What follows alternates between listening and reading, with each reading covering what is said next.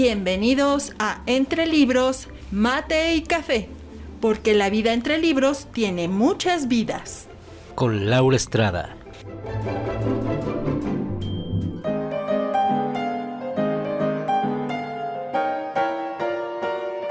Entre Libros, Mate y Café les advierte que las opiniones vertidas en este podcast son de ávidas lectoras a quienes les encanta opinar lo que leen.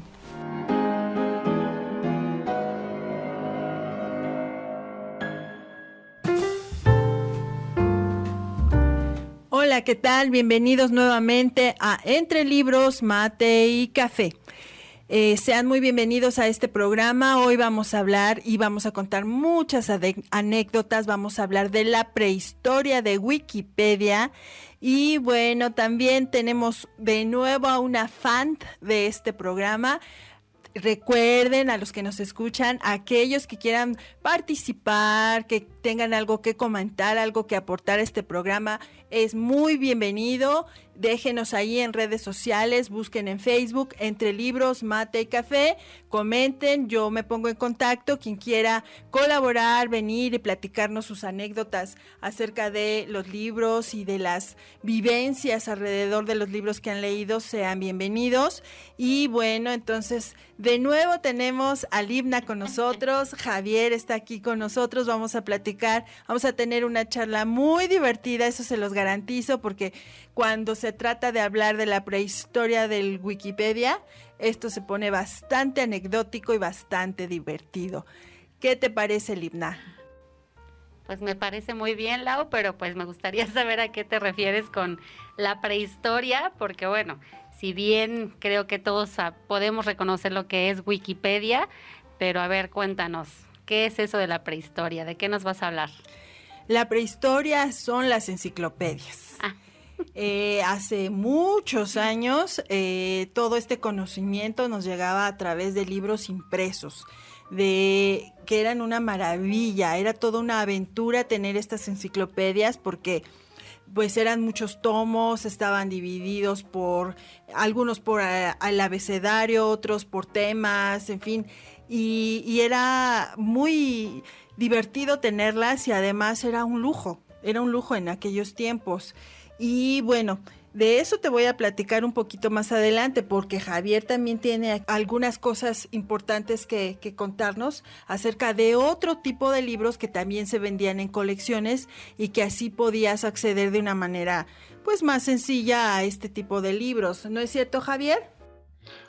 Sí, claro, las enciclopedias, híjole, cómo ayudaban, sobre todo los que estábamos estudiando, cómo te sacaban del apuro la enciclopedia de geografía o el diccionario Larousse, todo ese tipo de libros que era una maravilla tenerlos ahí a un lado porque siempre te apoyaban, pero también era muy interesante cuando empezaron a surgir estas enciclopedias ya de temas muy específicos, la de Historia Universal, que venía también muy bonita, estampada y editada.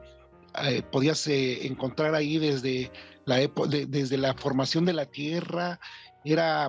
Aparte de la consulta, era maravilloso porque empezabas a aprender a conocer cosas que no tenías ni idea de que hubieran estado ahí. Y venían otro tipo de colecciones, la de Fondo de Cultura Económica, que fue esta colección de lecturas mexicanas, fue de verdad una de las colecciones mejor hechas, mejor pensadas y que te ayudaba mucho a conocer tanto a los escritores ya conocidos, Arreola, Octavio Paz, Reyes Heroles, y algunos no tan conocidos, Agustín Yáñez, a Martín Luis Guzmán, y a Paco Ignacio Taibo, que iniciaba ahí sus escritos, a Monsiváis. Era una colección muy interesante. Los primeros tirax fueron de 100 libros, algo así. Ya después hubo una segunda edición más bien una continuación de la colección de otros 80 o 100 libros.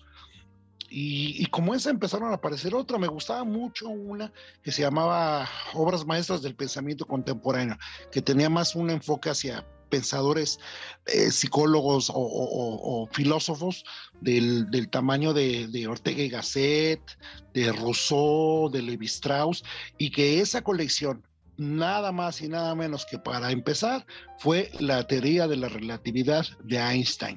El primer número, que fue una maravilla.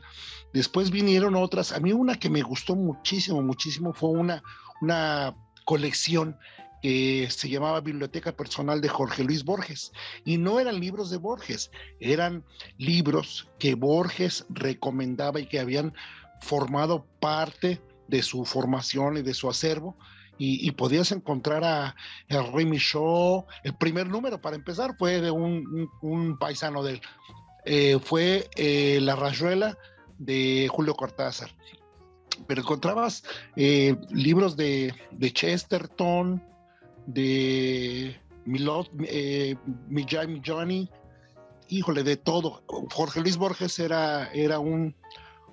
un escritor y un lector tan universal que era encantador saber que él te podía recomendar esos libros. Y hay una frase que me encantaba mucho de Borges, que decía: yo estoy agradecido no por los libros que he escrito, sino por aquellos que me han sido y dado a leer.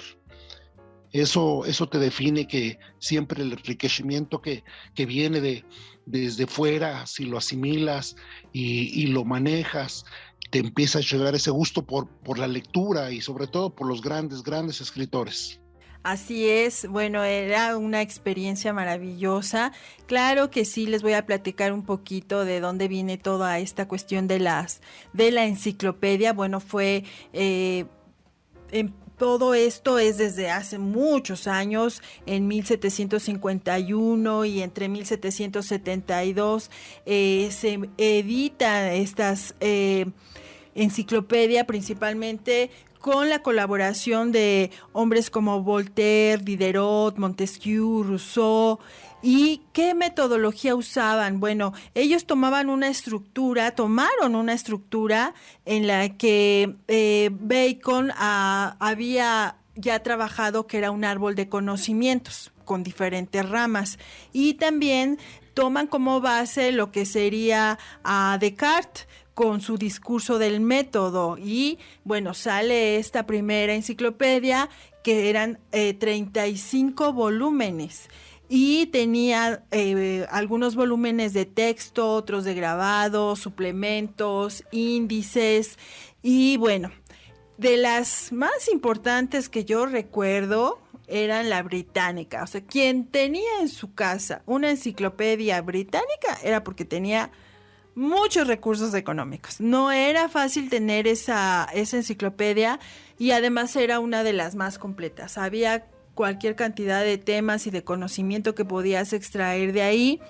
Y bueno, también acá en América, desde luego, los vecinos del norte tenían la enciclopedia americana, y había otra muy famosa que era la enciclopedia italiana, que esa sale en 1929. Entre 1929 y 1937 se consolida esta enciclopedia.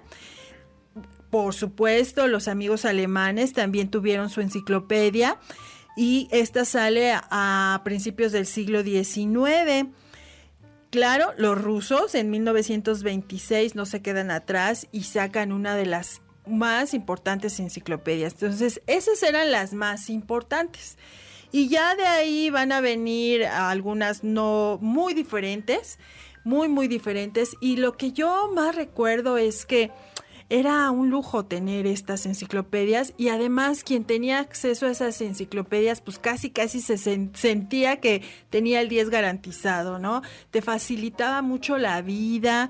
Ya había monografías y cosas de estos, pero además lo interesante de esas enciclopedias es que venían con un empastado muy bueno, un material en el que se editaba excelente, las fotografías, todo lo que tú podías ver ahí. Te imaginarás que en ese tiempo pues no existía internet, y entonces tener en tus manos esas fotografías, esos mapas, fotografías no solo de lugares, sino también de animales o de plantas o tantas cosas, y era maravilloso. Uno podía simplemente sentarse a hojear la enciclopedia y ya te sentías muy bien. También después vinieron lo que serían los diccionarios enciclopédicos, ¿no? Que en ese tiempo había desde un solo tomo, que era un diccionario enorme, que era un tabique enorme, o bien había varios volúmenes. Yo recuerdo mucho el diccionario enciclopédico Larousse. Ese diccionario era famosísimo y además era muy, muy completo. Y bueno, si te querías adornar, o si eras como yo, así media nerd, que yo sí me pasaba estudiando el diccionario y de ahí me gustaba mucho impresionar a mis compañeros en la escuela con palabras domingueras, aunque a veces no las pronunciaba bien. Y bueno, pero para mí era importante, a mí me encantaba, era otro mundo. Se decía incluso, había en aquel tiempo un dicho, ¿no? Que si una casa sin libros era una casa sin dignidad, a ese nivel, y la mayoría de esos libros pues tenían que ser desde luego enciclopedias. Y pasamos después de las enciclopedias de conocimiento, pasamos a enciclopedias muy especializadas. Yo recuerdo que llegamos a tener la enciclopedia del deporte, la enciclopedia de la pintura, la enciclopedia de pintura, pero ya por, que si surrealismo, que en fin, por diferentes temáticas también, enciclopedias de países también, y bueno, las que venían de países incluían mapamundis, incluían datos muy relevantes de la lengua en que se hablaba, fotografías de la gente común de los países y realmente te transportabas a esos lugares porque era tu imaginación y agregada una fotografía o un dato que venía además en muy buena calidad. Y otra cosa, que no ponías en duda el conocimiento que venía ahí, porque sabías que venía de una fuente muy, muy consistente y que seguramente lo que venía ahí era muy acertado.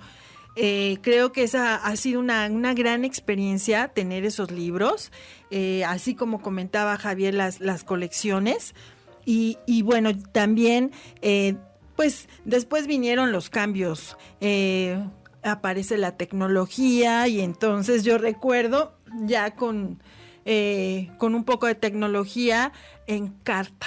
Recuerdo mucho esa enciclopedia que uno andaba buscando ahí cuántos discos eran y cada edición nueva que salía de Encarta que venía en CD y entonces andabas buscando la última edición porque estaba más actualizada, porque venía más completa y bueno, pues de ahí pasamos y se dio el gran brinco. Microsoft y Bill Gates tuvieron a bien seguir mejorando esta Encarta famosa, pero en enero del 2001 aparece Wikipedia. Aparece Wikipedia de sus creadores Jimmy Wales y Larry Sanger. Y bueno, entonces ahí todo esto dio un giro. Pero bueno, ahorita vamos a seguir platicando de las anécdotas acerca de las enciclopedias. Seguramente tú tienes por ahí, yo sé que tú estás muy joven y a lo mejor estás muy pequeñita, pero seguro algún abuelito tuyo o tu mamá por ahí tenían alguna de estos volúmenes que sobrevivieron. No, de hecho sí, mi abuelo, bueno, yo no estoy tan jovencita, digo, tampoco soy millennial, mucho menos centennial, pero no, yo sí recuerdo mucho la casa del abuelo, ¿no? Todavía tenía varias enciclopedias cuando yo iba ahí, bueno, yo me la pasaba ahí y sí llegué a hojear libros, pero pues mi abuelo definitivamente, o sea, has de saber que mi abuelo con 14 hijos, creo que la mejor inversión que podía hacer era tenerles enciclopedias, ¿no? Para las tareas de todos. Yo me imagino que eso de repente pudo haber parecido una biblioteca, ¿no? Todos sentados en la mesa larga o en diferentes áreas de la casa haciendo tareas. Eso es lo que yo me imagino, quizás no fue así, pero pues sí tenía muchos libros. Y pues mi mamá justo platicaba que ella pues le gustaba mucho una enciclopedia que era de países. Obviamente ya se me olvidó el nombre, pero era Life, me parece. Y bueno, ella dice que ahí pues viajaba, ¿no? Digo, a mí me gusta muchísimo el tema de los viajes, pero por ejemplo yo hoy no me puedo imaginar que que yo, por ejemplo, ahorita solo le damos clic, ¿no? Ya sea a fotos o mejor aún a un video en YouTube donde literal estás inmerso, ves la comida, estás prácticamente en el lugar sin necesidad quizás de moverte de tu sala, pero hacerlo a través de un libro, mi mamá cuenta que ella ponía música, pues quizás del país que en ese momento estaba leyendo, viendo fotos de la enciclopedia, y con eso ella pues se transportaba, como tú decías hace un momento. Entonces, claro que sí, yo el día de hoy pienso que hay diferentes tipos de aprendizaje, por ejemplo, y yo soy mucho me grabo las cosas cuando las escribo, ¿no? Creo que eso es kinestésico, no estoy segura, pero yo soy mucho de eso. Cuando lo escribo ya prácticamente me lo aprendí. Con la Wikipedia, desafortunadamente, pues, se recurrió a hacer un copiado y luego pegado, y a veces pues ni me preguntes de qué se trataba la tarea porque encontré el tema, pero pues yo creo que eso fue una pequeña desventaja de a lo mejor no tener el libro físicamente, ¿no? Pero yo creo que era una excelente herramienta de aprendizaje, de verdad. Nosotros sí tuvimos una en casa, ahora que lo recuerdo, teníamos también diccionario enciclopédico que tú mencionas, y pues sí, o sea, sí fue auxiliar para nosotros en varias tareas, además de las dichosas monografías y biografías, ¿verdad? Así es. Que también llevamos muy frecuentemente, pero sí, Lau, me parecía muy, muy interesante cómo podías tener tantísima información concentrada en pues libros y confiar, como tú decías, en que lo que estaba ahí pues era cierto, y cómo poder abarcar tantas cosas, que cómo estar tan segura de que pues me dejaron esta tarea y de seguro ahí está, ¿no? Así es. Y bueno, junto con las enciclopedias en casa llega un elemento decorativo que no podía faltar, el famoso librero. Ah, claro. Y dependiendo del tamaño del librero, entonces estábamos hablando de una familia con mayores posibilidades y además de una familia con mayor acceso a la educación y a la cultura. Entonces, y luego había que ver en qué parte ibas a poner el librero, si iba a haber un cuarto destinado para ese lugar o si lo ibas a dejar en medio de la sala y en medio de los libros, ahí un huequito para poner la televisión y y así cualquiera que llegara tú le pudieras presumir tus magníficas enciclopedias. Obviamente si tenías la enciclopedia británica, pues era la que tenía que estar en el lugar más visible, claro, porque eso era algo para presumir. Lo mismo que las colecciones de libros, donde igual yo recuerdo que tuve acceso a muchos escritores, sobre todo mexicanos, ¿no? Hace rato mencionaba Javier esta colección de lecturas mexicanas, que yo recuerdo que él y yo compramos entre los dos y después nos andábamos peleando quién se quedaba con los tomos. Y bueno, ahí tuve la oportunidad de conocer a escritores maravillosos. En esta colección fue donde leí por primera vez a Juan José Arreola y su famosa narración de El guardagujas. Y bueno, platícanos, Javier, ¿qué otros libros, qué otros escritores podíamos encontrar en esas colecciones maravillosas? Era una buenísima colección. Esa forma que hizo Fondo de Cultura Económica de hacer llegar todos estos libros, escritores mexicanos, toda esta literatura al alcance de todos, venían bien impresos, de buen tamaño. Encontrabas la mayoría de todos los buenos escritores conocidos y no tan conocidos. Era una colección que la podías ir a buscar al kiosco más cercano, y que además pues ya como sabías cuántos números iba a tener la colección, era muy fácil ahí hacer negociación con el señor del kiosco para que cada semana te apartara tu tomo y no te faltara. Y eso era muy, muy bueno, porque así difícilmente te podías perder la colección. Yo me recuerdo que la primera edición fue de 100 libros, la primera parte, y la segunda, me parece que eran 100 o 90, algo así. Pero era una colección muy interesante, porque además, te repito, podías encontrar desde un Arreola, desde un Octavio Paz, hasta escritores no tan conocidos, un Martín Luis Guzmán, un Agustín Yáñez, que en ese entonces no eran tan fuertes, un Paco Ignacio Taibo. Ese a mí me parece que fue una de las colecciones muy buenas. El esfuerzo que hizo siempre fue Fondo de Cultura Económica, fue bastante interesante. Yo creo que hizo las cosas necesarias para que se pudiese llegar a cada casa un buen tomo, un buen libro para fomentar la lectura. Sí, de hecho yo todavía conservo esa enciclopedia que alguna vez me decían, ¿y para qué tienes eso? Si ya incluso las reglas cambiaron, ya hay más deportes, ya hay menos deportes, ya algunos están obsoletos, incluso venían biografías de algunos deportistas muy destacados que ya no están con vida, pero pues para mí tiene un valor estimativo. Y ahí ahí tengo todavía esa, e igual tengo otros enciclopedias que compré para mis hijos todavía, que obviamente ya ellos ya no las usaron, yo no sé, bueno, ahí se quedaron y para mí son maravillosas. Y otra cosa que tenían las enciclopedias en casa, normalmente las usábamos para guardar documentos ahí.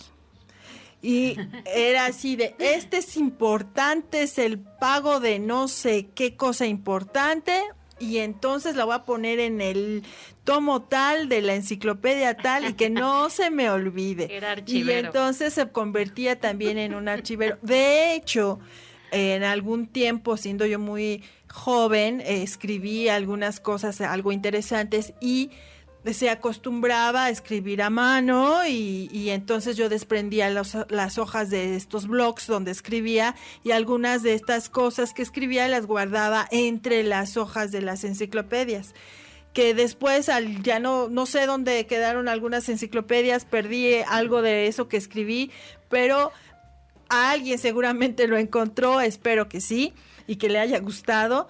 Y esa era otra función que tenían. Recuerdo cuando andabas en el romance adolescente y te daban alguna flor, esa flor terminaba, porque además eran buenísimas las enciclopedias, muy que quedaban pesadas, todas compactas en el librero, y entonces metías ahí la flor del enamorado y podían pasar hasta años y un día te topabas con la dichosa flor.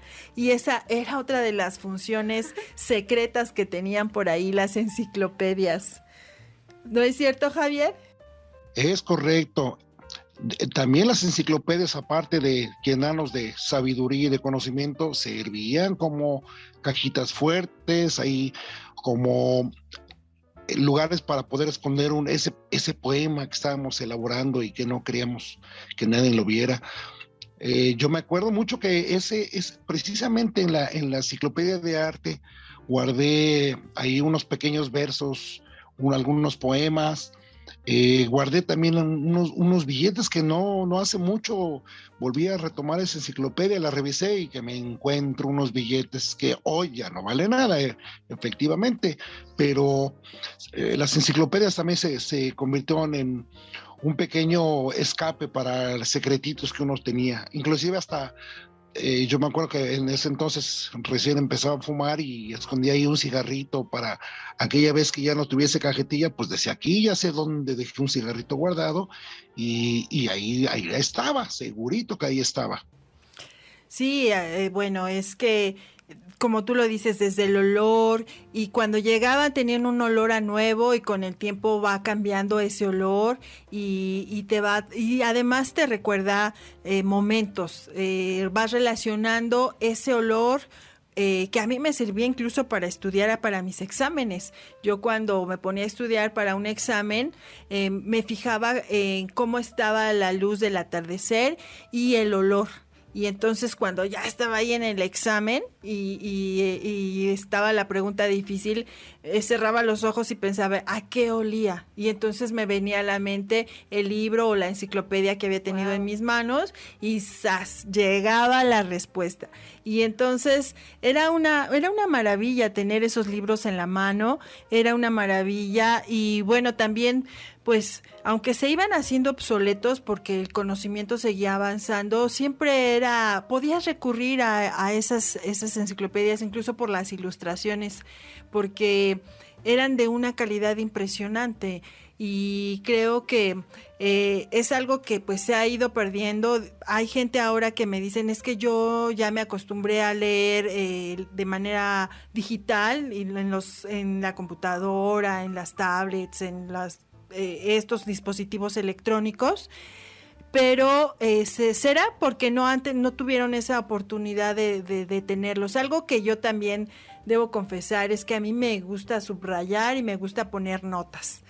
Y entonces de repente tomo por ahí algún libro de estas colecciones, sobre todo de las colecciones literarias, de escritores o poetas o esto, y de repente me encuentro ahí con cosas que subrayé, con poemas que incluso dediqué, y es maravilloso porque entonces se viene todo un cúmulo de recuerdos, no solamente de la obra en sí y de lo bonito que era. Decía hace rato Javier, había que ir al kiosco, al puesto de periódicos, y entonces ibas reuniendo tu dinero poco a poco e ibas a la semana o los 15 días según como apareciera el tomo, y comprabas ese libro emocionado, venías emocionado, casi todos venían envueltos en alguna bolsita y llegabas y lo abrías y era la emoción del momento, ¿no? A veces yo estaba esperando que llegara Javier, por ejemplo, a casa con ese nuevo tomo, y era toda una experiencia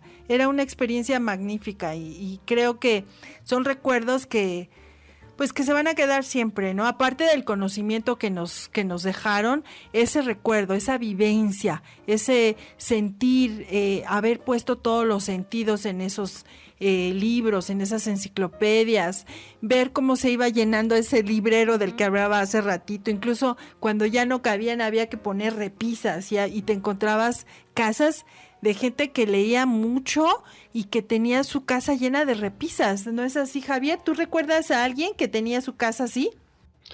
Sí, claro que me acuerdo. María de Jesús era de esas ávidas colocadoras de repisas que ya no alcanzaban para sus libros, para sus cuadros, para artesanías que tenía. Y tú te acordarás que también en la casa, conforme fueron aumentando la cantidad de libros, yo tenía cierta habilidad de carpintero, entonces empezamos a hacer libreros pequeñitos que podíamos colgar en las paredes, sostenida por algunos buenos tornillos, porque empezaron a llenarse. El librero principal pues ya no cabía, entonces tuvimos que poner libros atravesados en doble fila, y poco a poco se fue llenando todos los espacios que teníamos tanto en la parte de abajo como en las habitaciones de libros. Y eso me gustaba mucho porque me acordaba y me gustaba tanto ir, por ejemplo, a la biblioteca del Museo Nacional de Antropología, que es una biblioteca hermosísima de madera, ese olor a tinta, a papel. Híjole, yo me acuerdo que me gustaba mucho ir ahí a hacer algunas tareas y también a ir a leer.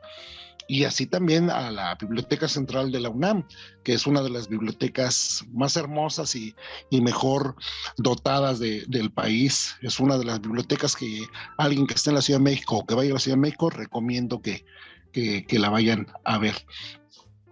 Y de todo esto, pues y fueron surgiendo muchas obras, ese amor por los libros, el ver tus libreros en tu casa llenándose de libros, te acordarás, ahorita que me viene rápido esto a la mente, aquellos libros que comprábamos en la editorial de la UNAM, donde podías encontrar libros clásicos, un Plauto, por ejemplo, La Natura, que tenía en una hoja, venía en español, y en la otra hoja venía en latín, y podías hacerte de muchos libros de la editorial Universidad a buen precio.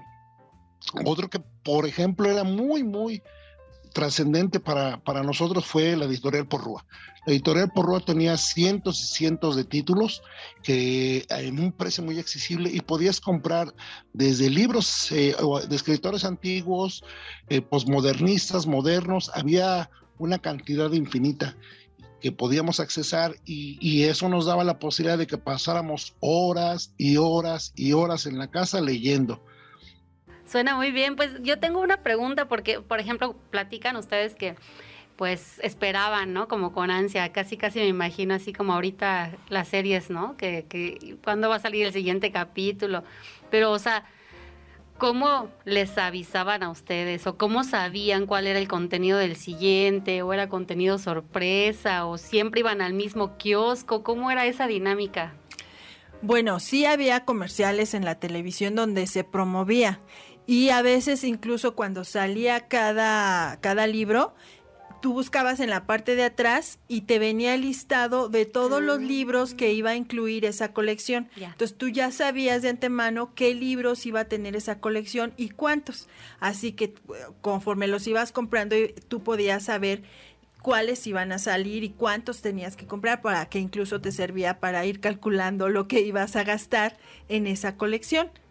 Ah, genial, ¿no? Pues Así, qué sí, así es emocionante. como funcionaba esto de las colecciones de libros y bueno, te digo, era otro mundo. A mí me encantaba estas colecciones porque también ahí recuerdo que había una, no sé si recuerdes, Javier, donde salió obras como La Guerra de los Mundos, Moby Dick. Me acuerdo muy bien que era una colección que traía el empastado de colores, roja, rosa, naranja, azul.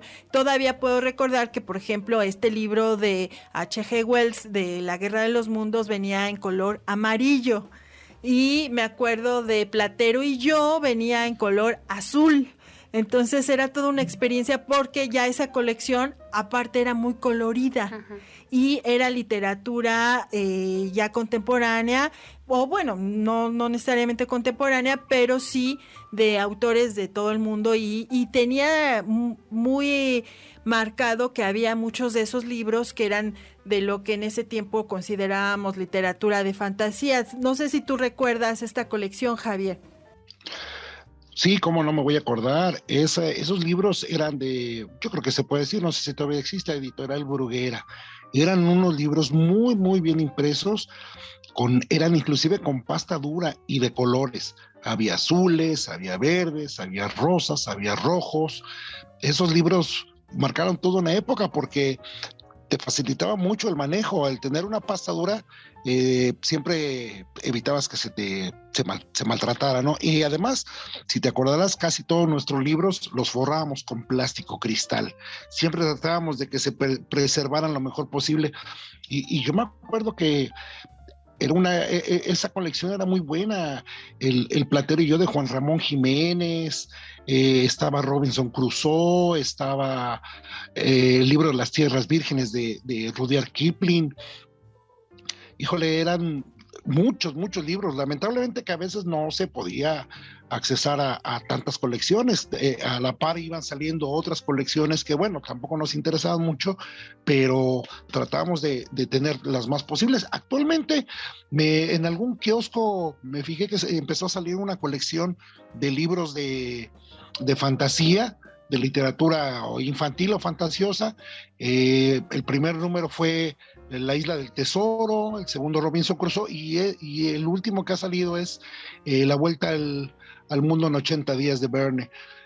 Anteriormente había estado saliendo y que va en el número 22 una colección muy interesante sobre fantasía y literatura escandinava. Obviamente el primer número para atraer a la gente fue Thor, pero me parece que empiezan a salir o retomarse un poquito estas colecciones, que de verdad es muy buen esfuerzo por las editoriales. A veces hay gente que yo entiendo que no se puede accesar al costo, pero de verdad hay que hacer un sacrificio, porque inclusive estas dos colecciones que acabo de hablar que están saliendo, vienen muy bien hechas, vienen inclusive ilustradas, especialmente pues más dirigida que los niños o los jóvenes.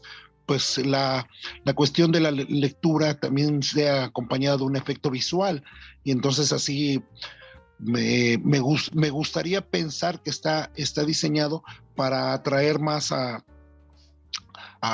más lectores y fomentar este buen vicio, hábito de la lectura. Bueno, y aquí también debo mencionar que qué pasaba, Limna, si por alguna razón no llegabas al kiosco y te perdías el tomo. Y entonces era una tragedia pensar que tu colección quedara incompleta. Era una tragedia, pero para todo hay solución. Porque después de eso, tú te podías ir aquí en la Ciudad de México, atrás de la catedral. Hay unas calles donde hay librerías de libros usados o de libros viejos. Y entonces, pues después de un tiempo de muchas visitas y de muchos clavados ahí que te tenías que echar en torres enormes de libros, por fin encontrabas el libro que te había faltado. Y entonces podías completar esa colección. Y así mismo era una tragedia cuando por alguna razón tenías que despedirte de una de esas colecciones. Y entonces se tenía que ir de casa por X razón y era de verdad muy doloroso. E incluso había gente que pasaba comprándote libros y entonces podías recuperar esos libros o sabías que a lo mejor ibas a la calle de Donceles y ahí encontrabas tu colección. Podía suceder, ¿no?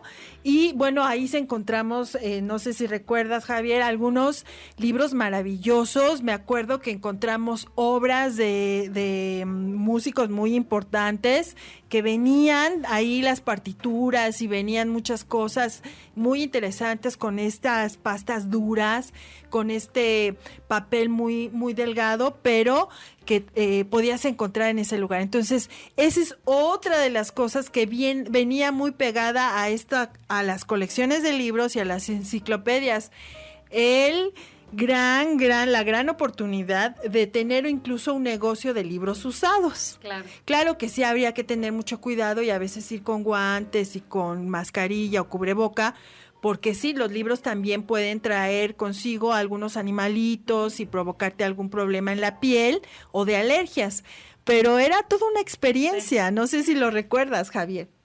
Sí, cómo no, los libros usados también era, híjole, toda una aventura. Y es correcto, hay que tener mucho cuidado con los libros usados porque luego traen ácaros o algunos animalitos de pues el tanto manejo que tienen a veces esos libros y el almacenamiento no es precisamente como en una librería. Hay veces que pues la gente que tiene estos negocios pues tiene ahí animalitos de casa, gatos, perros, etcétera. Entonces sí hay que tener un poquito de cuidado en el manejo, pero era una experiencia bastante buena lo de los libros usados. Yo me acuerdo mucho aquellos libros que llegaba uno a conseguir allá por el Chopo. Ah, caramba, esos conseguía uno ediciones extraordinarias a precios muy bajos. Ahí precisamente adquirí una edición de 1902 de aquella leyenda británica de Tristán e Isolda que posteriormente el maestro Richard Wagner le puso música y que ha sido una de las grandes interpretaciones operísticas basadas en un texto, en una leyenda. Y era muy padre ir a ver todos estos libros, ¿no? Yo me acuerdo mucho que caminaba uno por las calles del centro y no faltaba voltear y encontrar ahí algún libro, algún texto que le llamaron la atención y entonces ver la manera de adquirirlo. Pero llegar a la casa con esta nueva adquisición era fantástico porque de inmediato te acomodabas en tu lugar favorito de lectura, obviamente siempre acompañando a la buena lectura con algún café, algún mate y que podías ponerte algo de música de fondo. Vivaldi, Boccherini, Wilhelm Bach, no lo sé, Pergolesi. Era fantástico porque es maravilloso que puedas mezclar estos estilos, la literatura, la música y la pintura. Yo me acuerdo mucho sobre todo cuando teníamos esa colección de esa enciclopedia de arte, era fantástico escuchar música barroca y recreándose uno con las imágenes y la historia de los pintores de la época, desde Da Vinci, esa historia de cuando él aprende pintura y escultura en la Academia de Verrocchio, o Miguel Ángel, o Doménicos Theotokopoulos, mejor conocido como el Greco, pero todas estas historias que uno aprendía ahí siempre era llevado de la mano de los libros. Los libros siempre son y serán un alimento para el alma. Yo creo que hay que fomentar siempre esto entre todos los que podamos. La lectura nunca está de más, nos ayuda a imaginar, nos ayuda a tener un mejor vocabulario y nos ayuda a conocer el mundo tal cual es. Borges siempre dijo que la lectura, y en cualquier idioma, es una forma diferente de mirar el mundo. Y yo creo que en ese tenor tenía toda la razón, porque hoy por hoy podés leer algunos textos en otro idioma.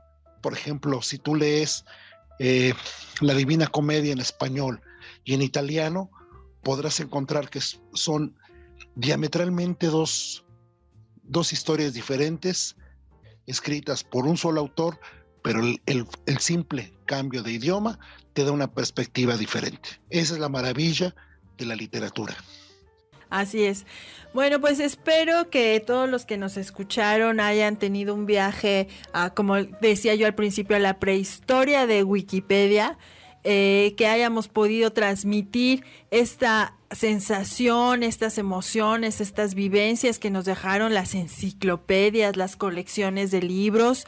De verdad fueron experiencias magníficas y esperamos que les hayan resultado interesantes. Le agradezco a Javier, le agradezco a Limna que nos hayan acompañado. Bueno, y les recuerdo en redes sociales.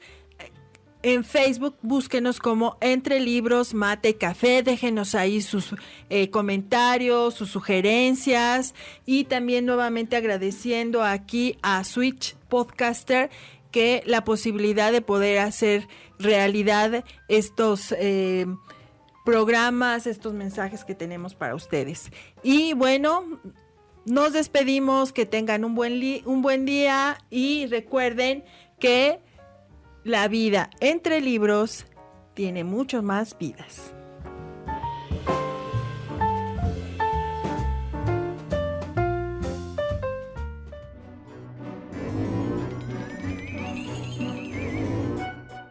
Esto fue Entre Libros, Mate y Café. con Laura Estrada. Hasta la próxima.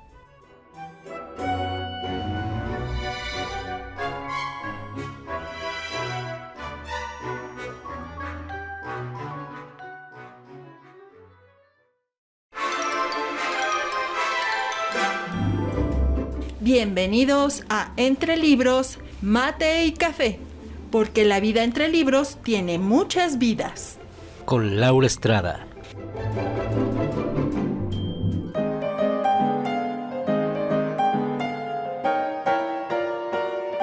Entre Libros, Mate y Café les advierte que las opiniones vertidas en este podcast son de ávidas lectoras a quienes les encanta opinar lo que leen.